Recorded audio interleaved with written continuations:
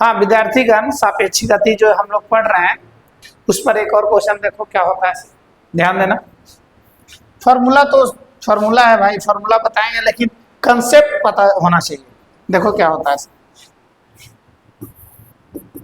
Question दिया हुआ है,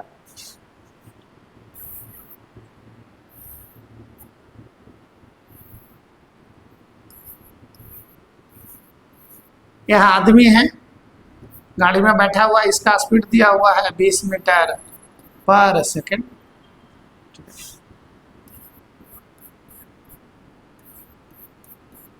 ठीक है, और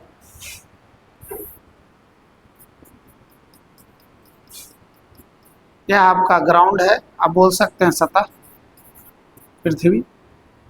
यहाँ पर एक आदमी है, यह है बाबू, इसका नाम है ए, इसका नाम है बी और इसका नाम है भाई साहब का डी। ठीक है, यह पृथ्वी के ऊपर है, यह गाड़ी में है, आगे की ओर चल रहा है। इधर की ओर जो भी डिस्टेंस लिया जाएगा वह एक अक्ष तो होगा, कौन सा अक्ष होगा, एक्स अक्ष होगा, लेकिन एक्स अक्ष में क्या होगा, पॉजिटिव डायरेक्शन में जाएगा।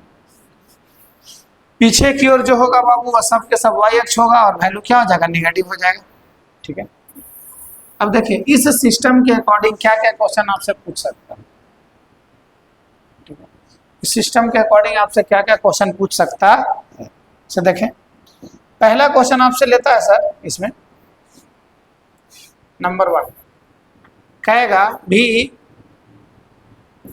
बी ए बताओ, सेकंड में भी ए बी बताओ, थर्ड भी बी डी बताओ, 4 में भी डी बी बताओ, 5 में आपसे पूछ सकता है भी ए डी बताओ, फिर आपसे पूछ सकता है बाबू कि भी डी ए बताओ। इस तरीके के क्वेश्चन आपसे पूछ सकता है। आपको जो मैंने बताया था उसी के अकॉर्डिंग आपको चलना है, कुछ ज्यादा सोचने की जोर जबरदस्ती नहीं। भी ए बी का मतलब होता है ए बी का बेग ए के सापेक्ष, बी का बेग ए के सापेक्ष। लिखेंगे क्या भाई, कि हम लोग जाकर के किससे पूछेंगे, ए से, जो बाहर वाला होता है उससे पूछते हैं। ए से पूछेंगे बी के बारे में, ए से पूछेंगे बी के बारे में। तो कह रहा मेरे साथ ही तो बैठा हुआ है, तो जब आप ही के साथ बैठा हुआ है इसका मतलब कि आपका स्पीड क्या हो जाएगा, 0 मीटर पर सेकेंड। जब आप ही के साथ बैठा हुआ है, कहीं जा नहीं रहा है, तो आपका स्पीड हो जाएगा 0 मीटर पर सेकेंड। अब बी से पूछेंगे ए के सापेक्ष, वो भी बोलेगा कि मेरे पास ही बैठा हुआ है।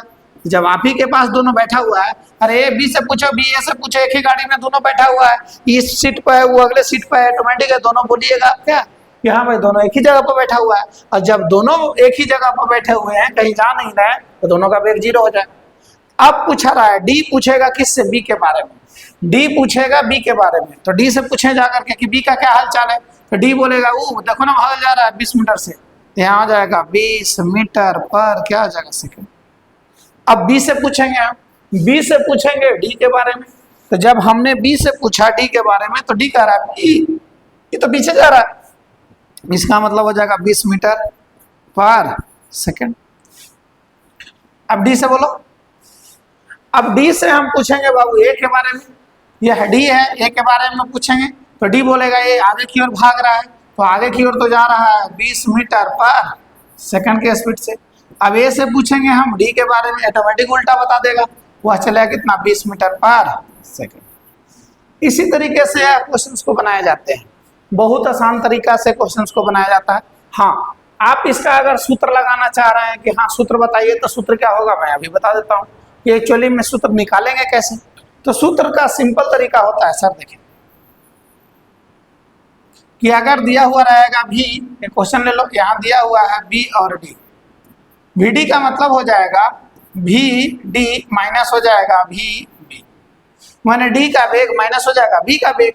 तो डी के वेग में से बी के वेग को हम लोग घटा देंगे। तो जब बी के वेग,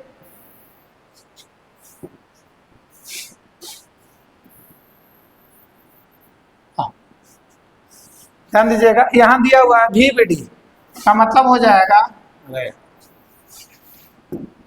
हाँ का मतलब ये हो जाएगा बाबू कि यहाँ से अगर आपसे पूछा जाएगा तो यह हो जाएगा वी बी और माइनस हो जाएगा वी डी। ठीक है, अगर और कोई दिया हुआ, जैसे दिया हुआ velocity of D with respect to B, का मतलब हो जाएगा वी डी और माइनस हो जाएगा वी बी। ठीक है, ये आपका फॉर्मूला है। अगर एक बी के सापेक्ष में पूछेगा तो ए माइनस क्या होगा बी, उसी को हम लोग बोलते हैं ए बी। अब यहाँ पर आप वैल्यू रख करके अगर चेक करना चाहते हैं कि एक्चुअली में वैल्यू रख करके बता दीजिए, तो मैं वैल्यू रख करके बता देता हूँ। बी का वेग कितना है, देखो ध्यान से देखो, अब एक एक करके हम सबका वेग लिख दे रहे हैं। या अगर बोलिएगा बी का वेग, तो यहाँ वी बी कितने के स्पीड से जा रहा है, ऑटोमेटिक है 20 मीटर पर सेकेंड। ठीक है, अगर आपसे पूछेगा ए का वेलोसिटी कितना है, तो फिर से बोलिएगा वी ए बराबर बी कितना हो जाएगा 20 मीटर। अगर पूछेंगे डी का वेलोसिटी क्या है, तो डी तो ऑटोमेटिक रुका हुआ है भाई, तो इसका वेलोसिटी क्या है 0। ठीक है, अब यहाँ पर वैल्यू रख दो, सब वैल्यू तो दिया हुआ है। बी का वेग कितना है चेक करके देखो, बी का वेग कितना है 20, तो यहाँ लिखो 20। डी का वेग कितना है तो 0, तो यहाँ लिख दो 0। तो 20 में से 0 जाएगा तो कितना आ जाएगा 20, यहाँ जाएगा मीटर पर सेकेंड। देखिए तो इसका वैल्यू नहीं आता 20 मीटर पर सेकेंड। ठीक है, अगर आप डी के बारे में पूछ रहे हो तो डी को देखो कितना है, तो डी का वेलोसिटी है 0, बी का वेलोसिटी है 20, तो यहाँ से क्या आ गया बाबू माइनस 20 मीटर पर सेकेंड। तो फॉर्मूला अगर याद रखना है कि वी ए बी का क्या मतलब होता है, तो बोलिएगा वी ए और माइनस होता है वी बी। यही आपका सूत्र है सापेक्षित वेग के लिए। सापेक्षित वेग के लिए यही सूत्र होता है बाबू कि वी ए बी का मतलब होता है, ए से पूछेंगे बी के बारे में, ए बी माइनस क्या हो जाएगा बी। बस सिंपल सा तरीका होता है, जिससे भी पूछा जाएगा उसको वहीं पर रोक लो। ठीक है कि नहीं, अब किसी में भी आप लगा सकते हैं। अगर यहीं पर लगाइएगा तो क्या बोलिएगा, इसी को अगर आप मान लेते हैं कि सूत्र से बनाइएगा, तो सूत्र से यदि आप बनाना चाह रहे हैं इसी को, तो क्या होगा, इसको बोलिएगा ना कि वी ए माइनस क्या हो जाएगा, तब वी डी होगा। तो ए का वेग कितना है, तो ए का वेग दिया हुआ है 20, डी का वेग कितना है 0, तो कितना आना चाहिए 20। देखिए 20 ना आया है। किसी को भी चेक कर लीजिए, इसी को आप चेक करना चाहते हैं तो इसको क्या लिखिएगा, तो वी डी और माइनस क्या हो जाएगा वी ए। डी का वेग कितना है 0, देखिए डी का वेग कितना है 0, ए का वेग कितना है, ए का वेग है 20, यहाँ लिख दो 20, घटा दीजिएगा तो कितना आ जाएगा माइनस 20 मीटर पर सेकेंड। नहीं आया माइनस 20 मीटर पर सेकेंड। आप किसी में भी लगा सकते हैं, समझेंगे नहीं, एकदम तगड़ा फॉर्मूला है, कोई दिक्कत वाली बात नहीं है। कहीं पर भी बाबू आप लगा सकते हैं इसको, कि ए का वेग बी के बारे में, बी का वेग ए के बारे में। तो ये फॉर्मूला से भी पता है और कंसेप्ट से भी, कि जिसके बारे में पूछा जाए उसको वहीं पर रोक दो, अगले के बारे में पूछ लो। तो अगर एक आदमी रुक जाएगा तो अगला के बारे में बताएगा ना कि हाँ वो आगे जा रहा है कि पीछे जा रहा है, और दोनों चलते रहेगा तब ना प्रॉब्लम है। एक आदमी रुक जाएगा तब तो बताएगा ना कि वो आगे जा रहा है कि पीछे जा रहा है।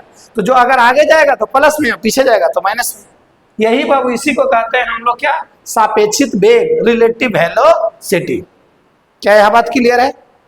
इसी के साथ यहीं पर आपका चैप्टर समाप्त होता है। तो चैप्टर नंबर 3 यहीं पर आपका कंप्लीट होता है। अगला चैप्टर नंबर 4 अगले वीडियो में आपको